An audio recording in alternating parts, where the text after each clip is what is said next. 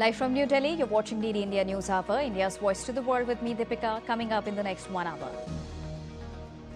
A big diplomatic victory for India on war against terror as US lists the Resistance Front, a global terrorist outfit.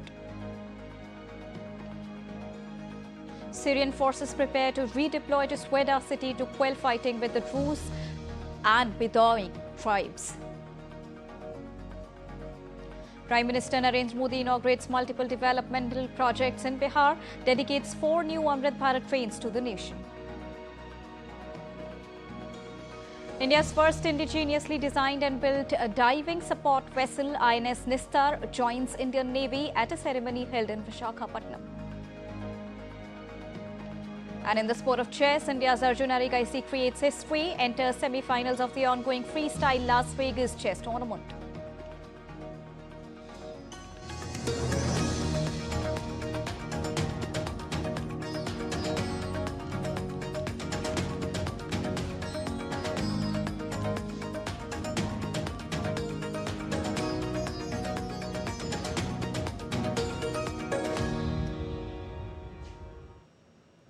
The United States Department of State has designated the Resistance Front or the TRF as a foreign terrorist organization and as a specially designated global terrorist. Secretary of State Marco Rubio has also termed it as an offshoot of banned terror organization Lashkar-e-Taiba. India has welcomed the move, calling it a timely and important step. Here's a report. India has welcomed the decision of the United States Department of State to designate the Resistance Front or the TRF as a foreign terrorist organization and as a specially designated global terrorist. External Affairs Minister Dr. S. Jaishankar hailed the move in a post on social media platform X. In a statement, Ministry of External Affairs also said the designation of TRF is a timely and important step reflecting the deep cooperation between India and the United States on counter-terrorism. The MEA further said that India will continue to work closely with its international partners to ensure that terrorist organizations and their proxies are held accountable. The US government designated the Resistance Front, an offshoot of the Pakistani extremist group Lashkar-e-Taiba, as a foreign terrorist organization over the dastardly terror attack on April 22nd in Pahalgam in Kashmir that killed 26 innocent people. Secretary of State Marco Rubio said in a statement that decision enforces President Donald Trump's call for justice for the Pahalgam attack. Rubio called TRF, which emerged in 2019, a front and proxy for Lashkar-e-Taiba. The TRF has been involved in numerous terror-related activities, including the heinous attack on civilians in Pahalgam, Jammu and Kashmir on 22nd April 2025, for which it twice claimed responsibility. India has consistently emphasized the need for global cooperation in the fight against terrorism and dismantling of terror infrastructure. Bureau Report, DD India. And now to give you a rounded perspective on this, I'm joined by Mr. Alok Bansal, the Director of India Foundation. Good afternoon, Mr. Bansal. Now, this latest development comes as a big diplomatic victory in a row for India. While India has time and again maintained its stand on zero tolerance against terrorism, designating TRF as an FTO comes at a very crucial time by the United States. How do you see this overall development, especially after India's continuous efforts, including the global outreach program? India has made enormous efforts to apprise the world that this terrorist organization was involved in the heinous attack that happened in Pahalgam. And I think US acknowledgement of this fact that the TRF is a terrorist organization and more significantly an offshoot of LET is very, very important. It's a very good step, very relevant step, albeit a little late. It has taken US close to 2 months, more than 2 months, close to 3 months to designate this outfit. But it's a welcome step and it shows the importance of Indian diplomacy, the importance and significance of sending so many delegations across the globe to apprise the world about what happened in Pahalgam. And I think the fruits of that effort are now quite visible to the world at large and to Indians. by this fact that the United States has designated the TRF as a terrorist organization. And now we know the fact that designating such groups as FTOs makes financing, aiding and advising a crime under the US law. Tell us more about how this will further help in containing the growth of such terror outfits and help in minimizing terrorism. Mr. Bansal. Especially in TRF's case, it was an outfit which was quite visible on the social media. They were using effectively social media to propagate their ideology. Now with this US ban, I think funding, supporting them would become extremely difficult. And you would find that outfits like this, which emerge out of the parent Lashkar-e-Toiba, would wither away very fast because this outfit has thrived on propagating its ideology on social media. Now with the US ban, you will find that it will become very, very difficult for them to sustain that sort of presence on social media because now after US designation, even social media platforms would have problem in carrying their posts or maintaining their pages, etc. on social media. So I think you will find that this outfit will slowly and certainly wither away. Also, international community, the third countries would have difficulty allowing them to function or people. So you would have a major impact because US, all said and done, is a major world power, both politically, but more significantly economically. And financial transactions globally are to a very great extent controlled by the US. And further, this development also showcases a very strong relationship between India and the US. Right from the extradition of Tahaffur Rana to India to President Donald Trump time and again condemning the terror attack on Pahalgam. How do you look at the deepening diplomatic relationship between India and the USA? And secondly, what sort of a message it sends to such terror outfits across the world? Mr. Bansal. Firstly, I always believe that India and US are natural allies because we share common values of democracy and pluralism. So India and US are bound to come together. And US realizes what terrorism is because they have also been afflicted by terrorism. And that's why we see on the terror front, India and US have been collaborating and they've been coming. And this designation of TRF as terror outfit also sends a message to all terrorist outfits that as far as terrorism is concerned, the United States is totally, completely with India. And I think this would dissuade many of these terror outfits from operating in India or recruiting people from India's neighborhood or Indian territories.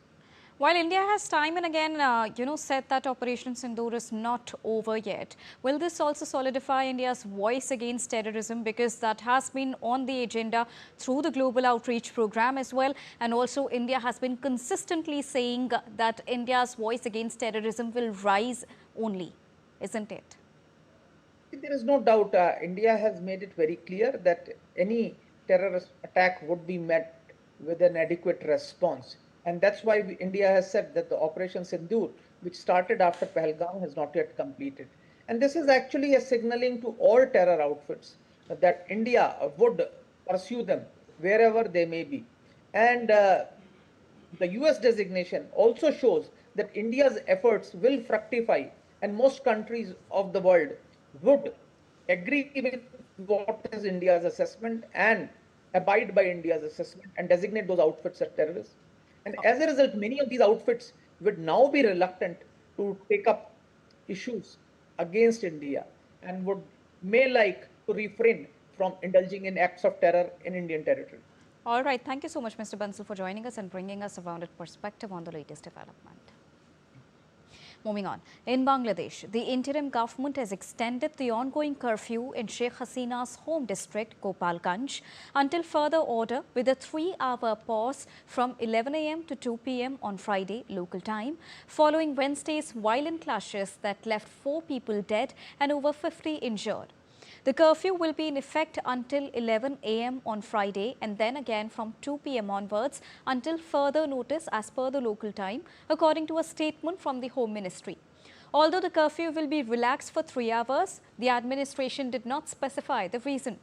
Meanwhile, on Thursday evening, the Bangladesh army asserted that it was compelled to use force in self-defense after being attacked with a barrage of crude bombs and brickbats in Gopalganj on Wednesday. The Inter-Services Public Relations Directorate issued a press release on Thursday urging the public to stay calm and not to be swayed by rumors or misinformation. Updates on Syria's situation now. Syrian security forces are preparing to redeploy to Sweida city to quell fighting between Druze and Bedouin tribes, the Syrian Interior Ministry spokesperson confirmed on Friday. Israel has said it warned the Syrian government to withdraw from the south and that it would not allow the Islamist rulers to build up on its borders. Earlier on Wednesday, Israel launched airstrikes in Damascus while also hitting government forces in the south. The airstrikes blew up part of Syria's defense ministry and hit near the presidential palace. Israel said it was intervening on behalf of the Druze community after communal clashes. The United States has condemned violence in Syria, calling on all the parties to step back and engage in meaningful dialogue that leads to a lasting ceasefire. Talking to the media, State Department spokesperson Tammy Bruce said that U.S. did not support recent Israeli strikes on Syria. The United States unequivocally condemns the violence. All parties must step back and engage in meaningful dialogue that leads to a lasting ceasefire. The United States did not support recent Israeli strikes. We are engaging diplomatically with Israel and Syria at the highest levels, both to address the present crisis and reach a lasting agreement between the two sovereign states. President Trump has outlined his clear vision of a prosperous Middle East and stable Syria at peace with itself and its neighbors. Peace among neighbors, including Israel and Syria, is a critical component of this vision. Time to take a short break, but still to come on the other side. Trump slams 2003 birthday letter to Epstein as fake, asks for release of grand jury documents. Top European diplomat says determined to reactivate UN sanctions if Tehran does not make progress on a nuclear deal.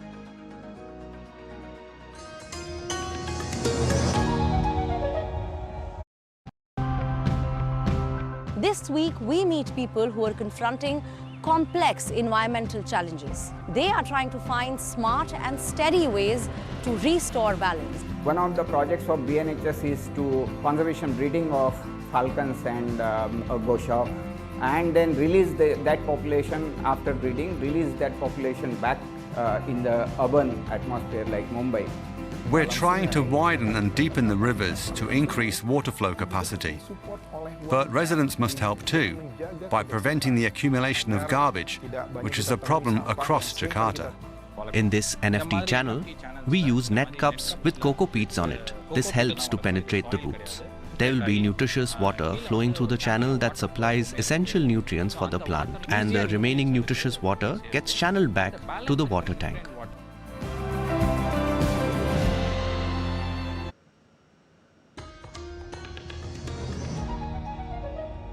Welcome back after that short break. You're watching Daily India News Hour. Now, US President Donald Trump quickly responded to a report published by the Wall Street Journal, in which his name appeared on a risque 2003 personal note to Jeffrey Epstein. Trump, on his social media platform Truth Social, said that the letter was fake and added that he would sue the newspaper and Rupert Murdoch, who controls its publisher News Corp. The Journal reported that the letter was one of several included in a leather-bound album meant to celebrate Epstein's 50th birthday, about 3 years before sex abuse allegations emerged against the financier. White House press secretary said that US President Donald Trump won't recommend a special prosecutor for the Jeffrey Epstein case, as claims spread that his administration is covering up lurid details of Epstein's crimes to protect rich and powerful figures. The president would not recommend a special prosecutor in the Epstein case. The president has been transparent. He has followed through on his promises to the American people, but he doesn't like to see Democrats and the mainstream media covering this like it's the biggest story that the American people care about. Although US President Donald Trump had asked Attorney General Pam Bondi to produce any and all pertinent grand jury testimony in the Jeffrey Epstein case subject to court approval. Now, Jeffrey Epstein was a wealthy American financier and a notorious sex offender who was first charged with sex offenses in 2006 after the parents of a 14-year-old girl told the police that he had molested their daughter at his Florida home. Now, due to a controversial plea deal with prosecutors that saw him jailed for just under 13 months, in July 2019, he was arrested again in New York and charged with trafficking dozens of teenage girls and engaging in sex acts with them in exchange for money. Epstein pleaded not guilty to charges against him. On the 10th of August in the year 2019, while in custody awaiting the trial, authorities said he was found dead in his prison cell after hanging himself. Skeptics allege suspicious circumstances in Epstein's death. Security cameras around his cell malfunctioned on the night he died. Many allege that Epstein files are concealed to protect rich and powerful elites. Britain's Prince Andrew and former US President Bill Clinton also linked but deny the wrongdoing.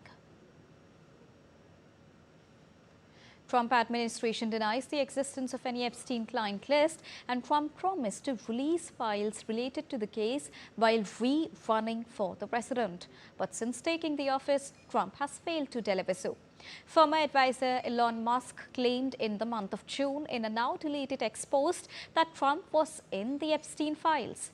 Trump has been towing a delicate line, saying he supports the release of any credible files related to Epstein while dismissing the case as pretty boring stuff. Republican Mike Johnson has not followed Trump's line on the issue and has instead urged the Justice Department to make public any comments linked to Epstein. Meanwhile, Democrats have seized on the rift between Trump and his party by demanding his administration publish the full evidence held by the prosecutors in their case against Epstein. Now, countries worldwide are reacting strongly to US President Donald Trump's latest tariff moves, sparking trade tensions and countermeasures.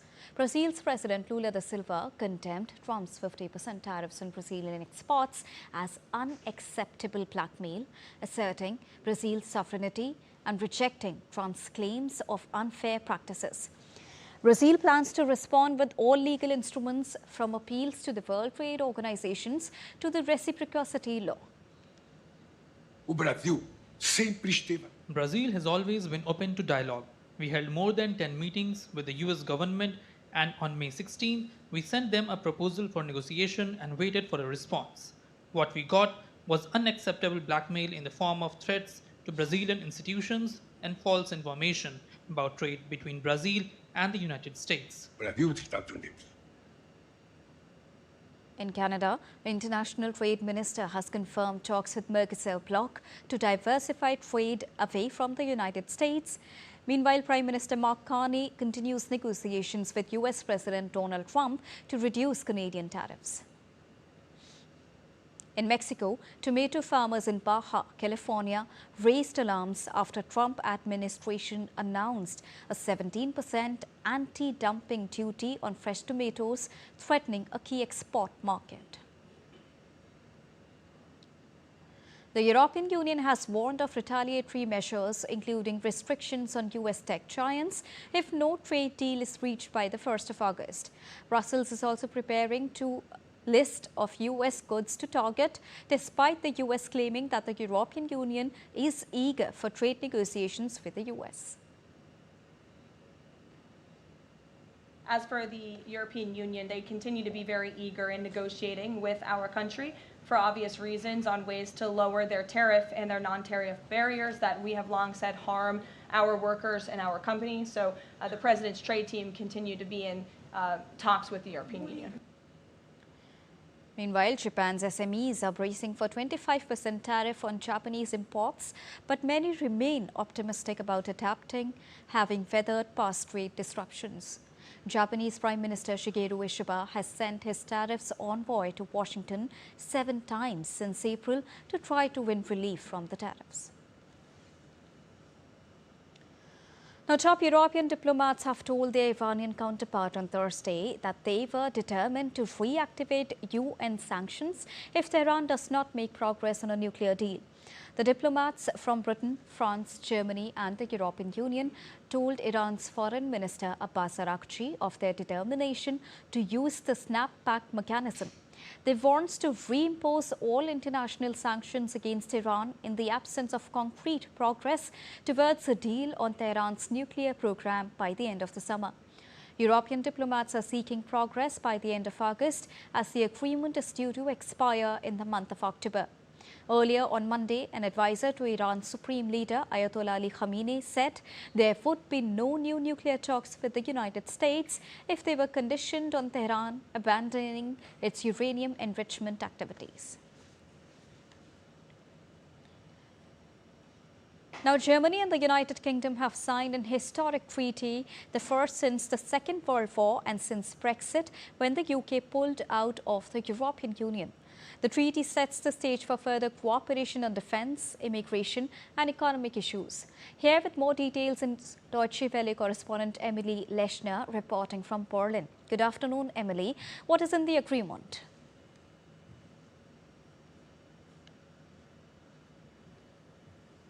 A lot of what's in the treaty aims to strengthen defense and security for both countries, as well as to ensure military readiness. So, for example, Germany and the UK are now vowing to work together to secure international orders for defense equipment that they co-produce. This includes a type of fighter jet, as well as an armored vehicle. A German defense tech company is going to open a factory in the UK where it's promising 100 jobs. And that's just one of 230 million euros worth of commercial investments in Germany Germany is promising the UK. There's also a plan for a business/government forum, which the countries hope will foster investment. The agreement also pledges a new direct rail connection between the UK and Germany. This is in hopes that it will help deepen economic and cultural ties. Now, for viewers that may have gotten excited already at that prospect, I should warn that the treaty doesn't lay down the tracks for a new line per se, but it does remove barriers that have made establishing this direct line difficult. Germany also says it's going to help the UK deter undocumented migrants from entering.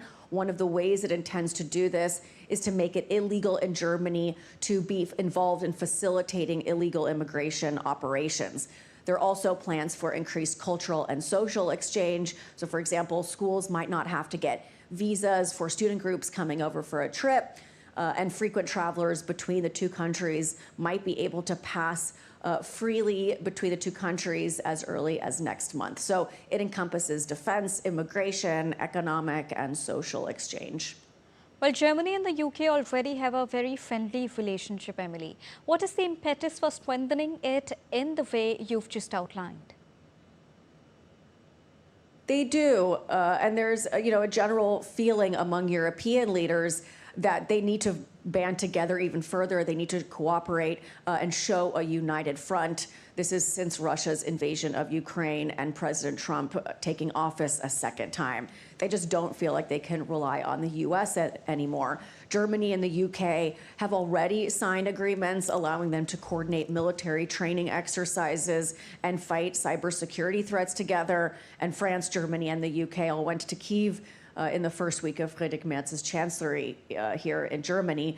So European strength in the face of Russian aggression is a major factor behind this treaty. And then there's also an economic impetus as well. Many economists agree that Brexit was devastating for trade and investment ties for the two countries.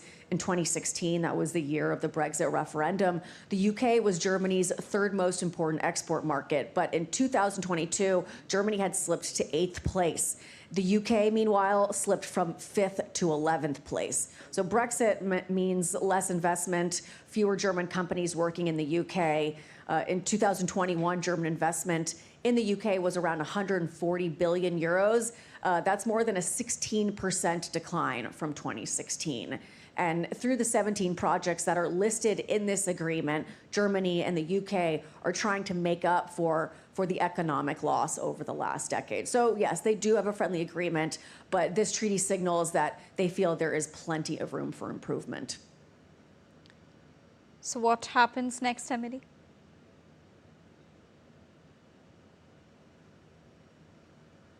Well, this treaty at the moment is more of an outline. It's an agreement to work together on the proposed projects. The real work starts now. Europe is keen to shore up its defense for the reasons I mentioned. So I imagine we'll see pledges related to European security start to take more concrete shape soon. And some of the other soft power initiatives might come a little bit later. All right. Thank you so much, Emily Leshner, for joining us from Berlin and giving us the latest from there. Moving on.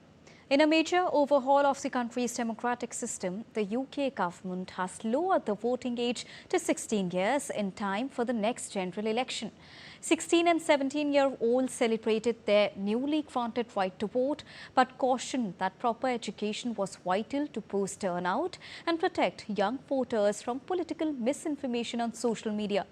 The government, on its part, has stressed that the proposed changes were part of an effort to boost public trust in democracy and would align voting rights across Britain, bringing UK-wide elections in line with Scotland and Wales.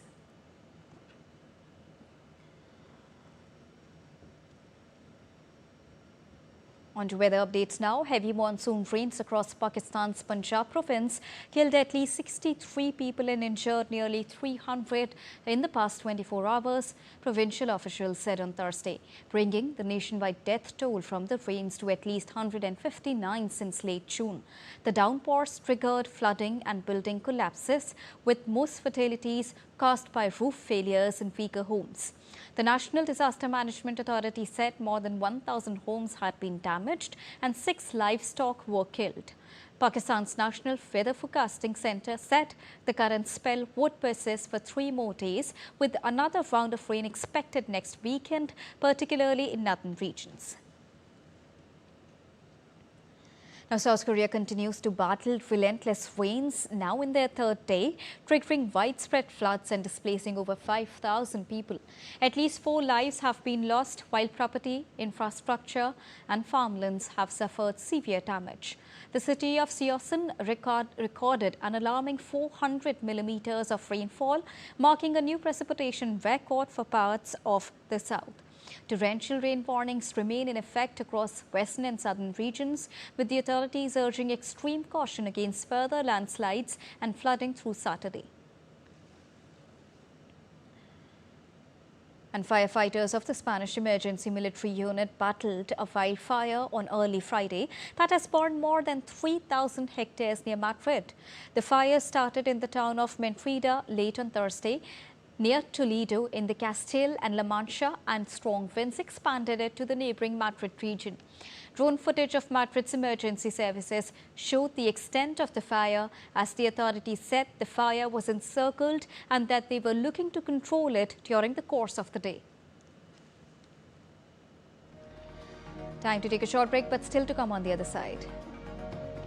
In yet another test of its missile prowess, India successfully tests short-range ballistic missiles Prithvi-2 and Agni-1 off Odisha coast, demonstrating credible strategic deterrence capability. Up next, we'll get you more details on the inauguration of IICT and FTC campus and the launch of WAVE's outcome report. And after the break, a special report on Jayasri Mahapothi in Sri Lanka.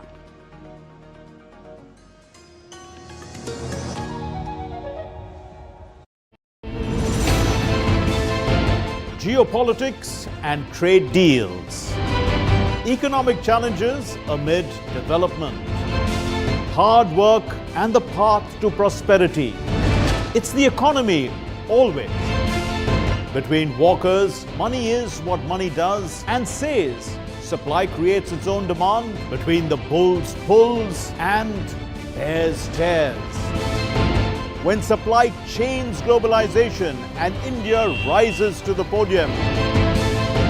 We'll get you centered with the Economic Brief at 8 p.m. every Thursday on DD India.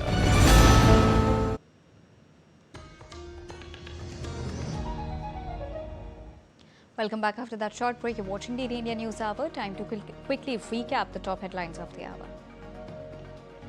A big diplomatic victory for India on war against terrorism as US lists the resistance front, a global terrorist outfit.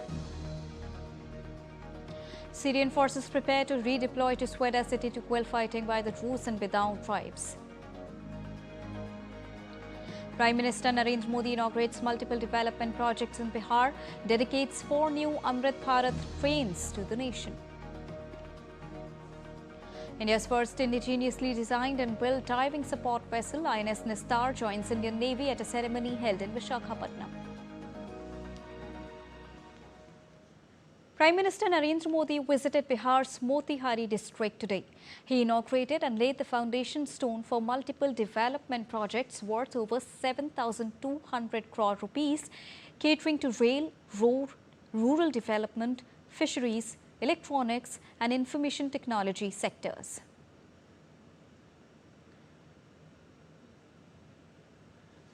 Now, these include new trains, doubling and electrification of railway lines, road expansions, software technology parks, housing assistance to thousands of beneficiaries, and support for self-help groups, all aimed at building a Viksit Bharat as part of Viksit Bharat.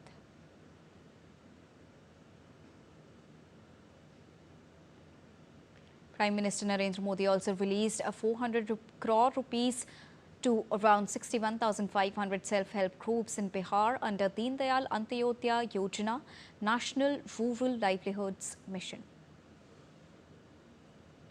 With a special focus on women-led development, over 10 crore women have been connected to self-help groups.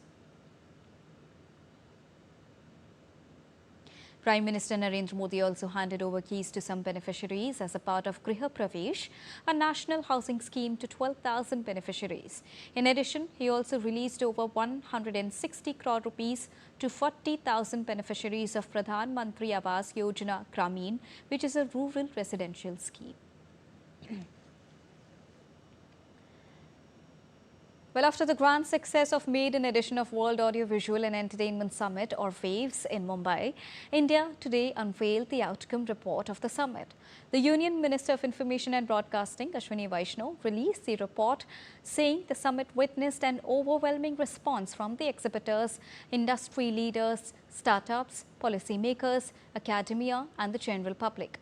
The summit emerged as a key convergence point for the media and entertainment ecosystem, drawing participation from every segment of the industry. The minister also inaugurated new campus of Indian Institute of Creative Technology, or IICT. Well, IICT is envisioned as a world-class talent hub for India's creative economy.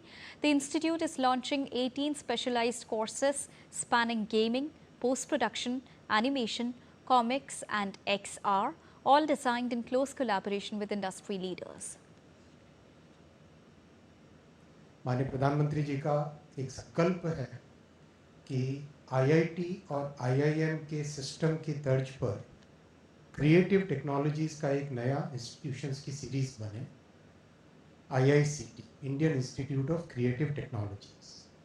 Technology आज की creative world में जिस तरह से एक integral part बन चुकी है, उसमें बहुत ज़रूरी है कि हमारे क्रिएटिव इकोनॉमी में काम करने वाले जितने भी लोग हैं और जो इससे जुड़ना चाहते हैं, उन सबको हम नए स्किल्स दें, टेक्नोलॉजीज़ में ट्रेनिंग दें, नए टूल्स दें और दुनिया में जो बेस्ट हो रहा है उसको हम अपने यहाँ पर भारत में लेके आए और यहाँ से नए इंक्यूबेशन, नए आइडियाज़, नई टेक्नोलॉजीज़ भी भारत से बने।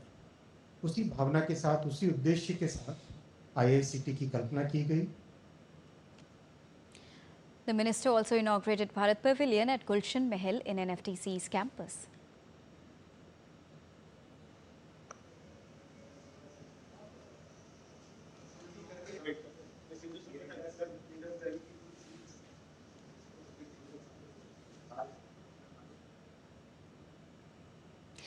India's Union Minister Piyush Goyal underlined the significance of India's rich history and cultural heritage.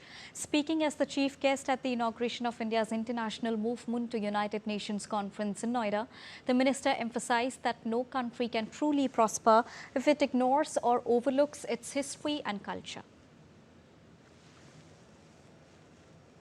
To recognize that our history, our culture, our tradition, the family value systems that we all enjoy, they hold deep significance as the country moves towards a development.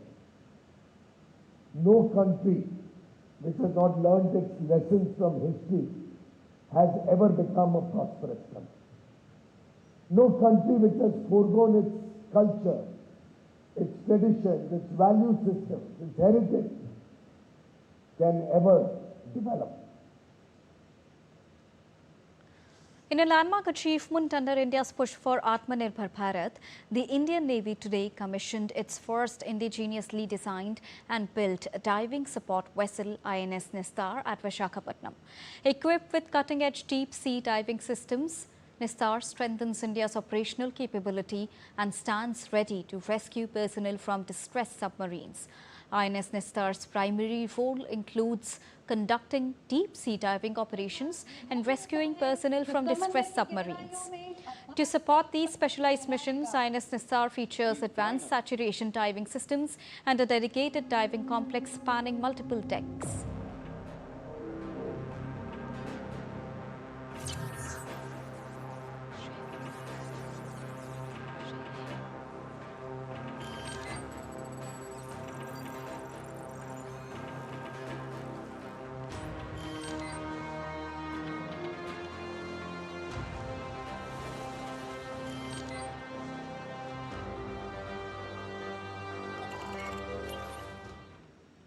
And to get you more on this, I'm joined by DD India correspondent Akshay Dongre. Good afternoon, Akshay. First of all, tell us about the capabilities of INS Nistar. Well, if we are looking at the capabilities of this new cutting-edge vessel that has been indigenously developed by the Indian Navy, then if you are looking in terms of operations, Deepika, this primarily operates for underwater vessels that we already operate, like submarines and submersible boats. So in case of any mishappening, any kind of submarine or any vessel of the Indian naval ships go down into the water, these ships of the category of INS Nistar can help retrieve them. There are salvage missions that can be where INS Nistar can be used, and along with that, anti-submarine warfare, along with recovering assets that have for some reason drowned in the water. They also can be retrieved by the operations of INS Nistar.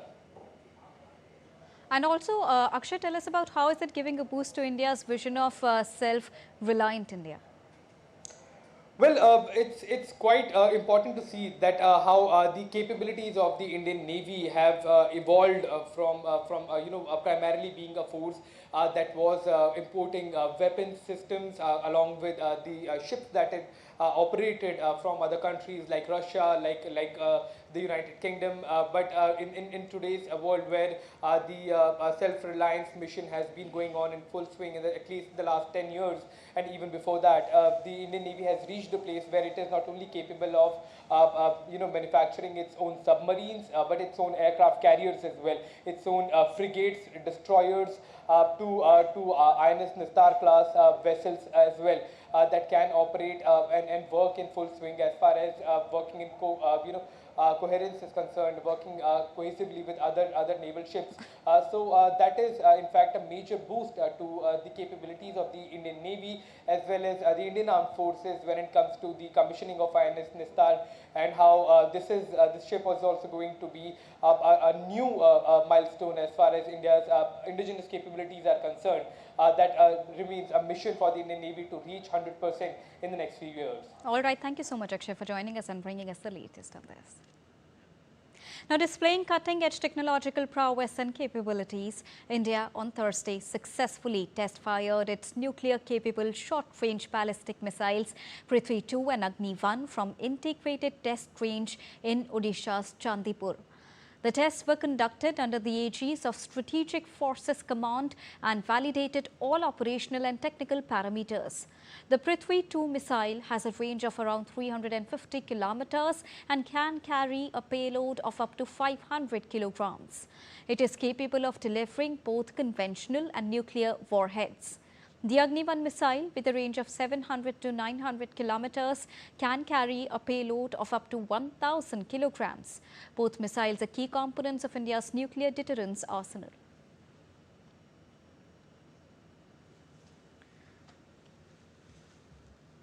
For over 2 millennia, a sacred duty has been passed down through generations, the care of Jai Sri Mahabodhi in Sri Lanka. Earlier this year, Prime Minister Narendra Modi visited the revered site at Anuradhapura, where the guardians of this holy tree are descendants of those who came from India with Sanghamitra Theri.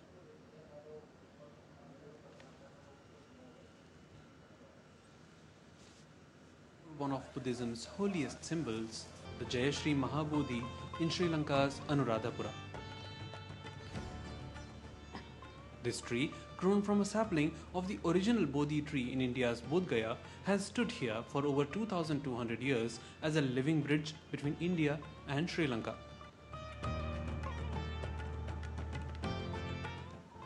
Day after day, year after year, it is carefully tended to by the local villagers, quiet, unseen and unwavering in their devotion. But what few know is that these villagers are not ordinary caretakers. They belong to a lineage entrusted with the Bodhi tree's protection since the time it first took root here. In the year 236 BC, Sanghamitra Mahateri, daughter of Emperor Ashoka, arrived in Sri Lanka with a sacred sapling. Alongside her came bhikkhunis, princes and skilled artisans tasked with safeguarding the tree and its rituals. Many of them settled near Tissaveva in villages like Vihara Bulankulama, Medavachiya and Kalanchiya. Recently, India's High Commissioner to Sri Lanka, Santosh Jha, visited one such village, the Vihara Kalanchiya, where he met the Mahaduraya and heads of the 9 villages still responsible for preserving this legacy. පොත්පත් වල සටහන් වෙලා තියෙන 2367ක් දැන් කප ගෙවි යනවා. තව 2499ක් ඉදිරියට පැවැත්වෙනවා. ඒ කාල සීමාව තුර මාගේ පරම්පරාව දිවි හිමියෙන් අපි බෝධින්නාන්සේ ආරක්ෂා කරනවා කියලා සදී පැහැදී බැඳී සිටිනවා. උන්වහන්සේගේ වයසත් එක්ක ඉන්දියාවෙන් ඉඳන් ගෙනපු දවසේ ඉඳන් තැන්පත් කරපු දවසේ ඉඳන් 2367යි. තව 2499ක් ඉදිරියට තියෙනවා කප. මේ පරම්පරාව මේ විදිහට ආරක්ෂාල මේ පරම්පරාව රැකගෙන ඉදිරියටත් අපි බෝධින්නාන්සේ තනි කරන්න බෝධින්නාන්සේ රැක බලා ගන්නවා කියලා දිවි හිමියෙන් ප්‍රතිඥා දෙමින්. Their story, passed down not through books but through devotion, echoes the royal decree of King Devanampiya Tissa, who on the advice of Arahat Mahinda entrusted these very families with the sacred task of protecting the Bodhi tree. What began as a royal mission has quietly evolved into a generational vow lived out daily at the Jai Sri Mahabodhi temple. From the footsteps of Sanghamitra Theri to the prayers of Prime Minister Narendra Modi, the story of the Bodhi tree is not only written in leaves and soil, but in the living hands of those who care for it still. This is a legacy of devotion rooted in heritage and reaching across borders. For DT India, Ahmed Muin Farooqi from Anuradhapura. Time to take a short break, but still to come on the other side. U.S. House of Representatives passes bill to create regulatory framework for U.S. dollar-pegged cryptocurrency tokens known as stablecoins.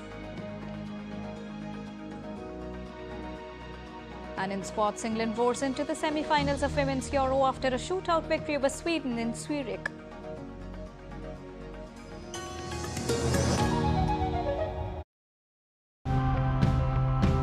This week, we meet people who are confronting complex environmental challenges. They are trying to find smart and steady ways to restore balance. One of the projects of BNHS is to conservation breeding of falcons and goshawk, and then release that population after breeding, release that population back in the urban atmosphere like Mumbai. We're trying to widen and deepen the rivers to increase water flow capacity. But residents must help too, by preventing the accumulation of garbage, which is a problem across Jakarta. In this NFT channel, we use net cups with cocoa peats on it. This helps to penetrate the roots. There will be nutritious water flowing through the channel that supplies essential nutrients for the plant, and the remaining nutritious water gets channeled back to the water tank.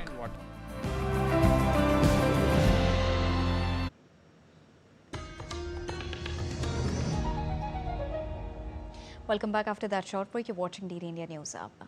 Well, field teams from the United Arab Emirates and the World Health Organization, in coordination with Yemen's Ministry of Public Health and Population, have successfully completed the first phase of a comprehensive health assessment on Socotra Island in Yemen.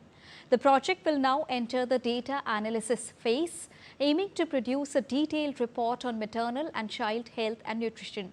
The initiative showcases the UAE's data-driven approach to improving public health for vulnerable populations. In a major fiscal overhauling in the United States, the Republican-controlled House of Representatives has passed President Donald Trump's $9 billion funding cut package. The decision was taken early on Friday with a narrow 216 to 213 vote. The funding cut targets public media and foreign aid, though the Senate excluded about $400 million in funds for the global HIV/AIDS program from the cuts. Republicans defend the move, claiming that the foreign aid supported wasteful programs. The bill now heads to the White House for President Trump's signature. The U.S. House of Representatives on Thursday passed a bill to create a regulatory framework for U.S. dollar-pegged cryptocurrency tokens known as stablecoins, sending the bill to President Donald Trump. Now, two other bills passed by the House, known as the CBDC Anti-Surveillance State Act and the Clarity Act, will now go to the Senate, where their ultimate fates are still unknown. House lawmakers also passed a bill developing a regulatory framework for crypto that will move on to the Senate for consideration. The stablecoin bill, dubbed the Genius Act, received bipartisan support, with many Democrats joining Republicans to back the proposed federal rules. The vote on the market structure bill, known as the Clarity Act, was also notably bipartisan. If signed into a law, the bill would require tokens to be backed by liquid assets such as US dollars and short-term treasury bills, and for issuers to publicly disclose the composition of their reserves on a monthly basis. The fourth G20 Finance Ministers meeting and Central Bank Governors meeting is being held in South Africa.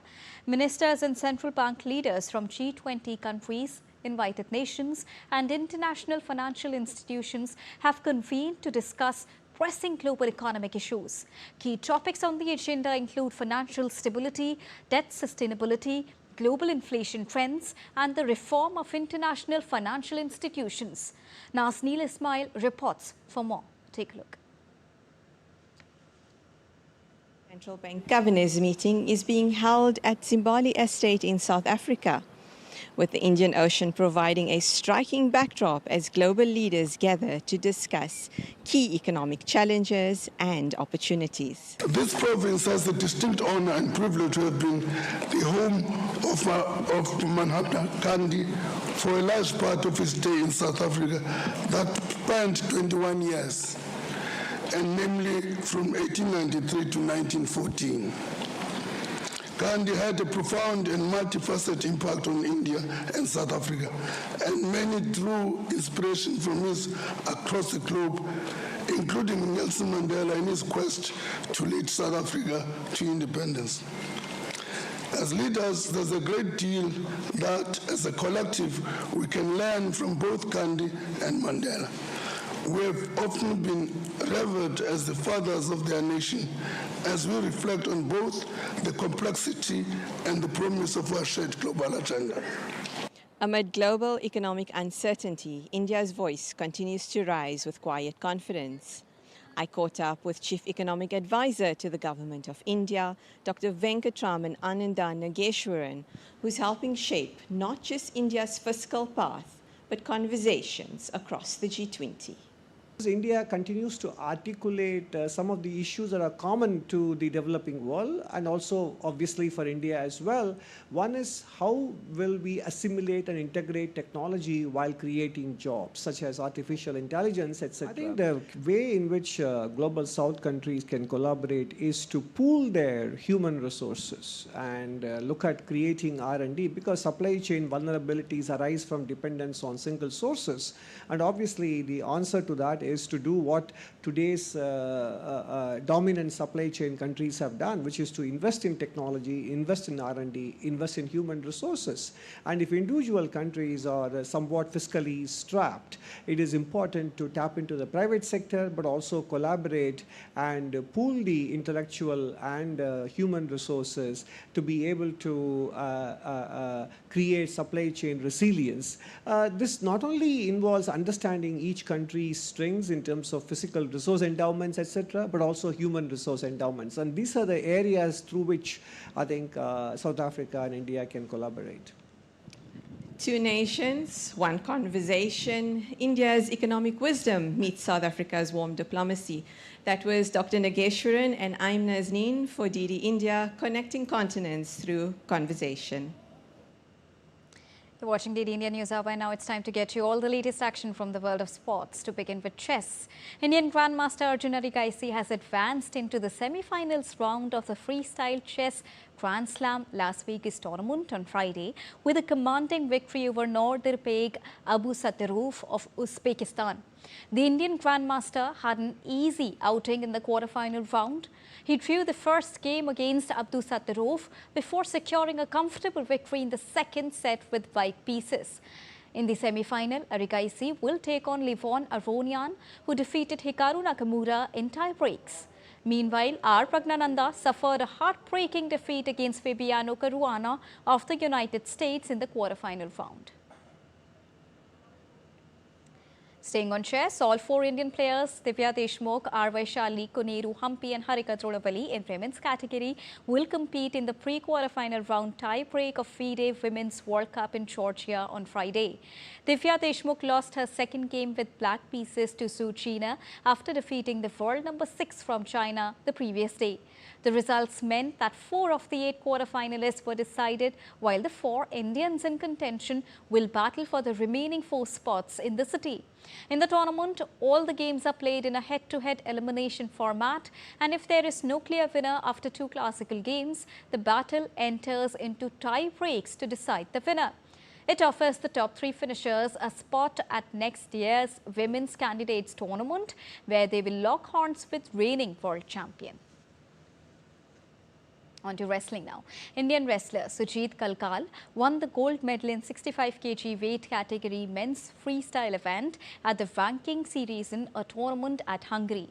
The Indian wrestler produced a clinical performance in the final to beat 4-time European medalist Ali Ramizadeh of Azerbaijan by 5-1 in Budapest. Now, this was the first gold medal won by an Indian wrestler in any of the Ranking Series events this year.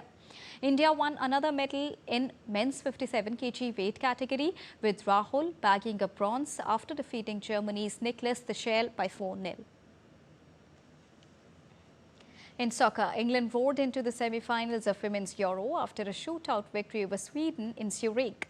They came back from 2 goals down to beat Sweden by 3-2 in a penalty shootout and continue their title defence. The reigning European champions were staring at elimination with 11 minutes remaining in normal time as Sweden had a 2-goal lead, but they levelled the score in the dying minutes. England will face Italy, who are in the last 4 for the first time since 1997 in Geneva on Tuesday. Defeat ended Sweden's bid for a first major honour since winning the first Euros back in the year 1984.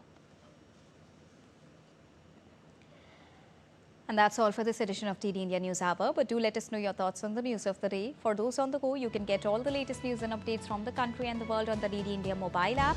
The app is available on both Android and iOS platforms. Scan the QR code on the screen to download it right now. We'll be back with more news as it breaks here on DD India. I'm Deepika, and from all of us here in New Delhi, thank you so much for watching DD India News Hour. Namaskar.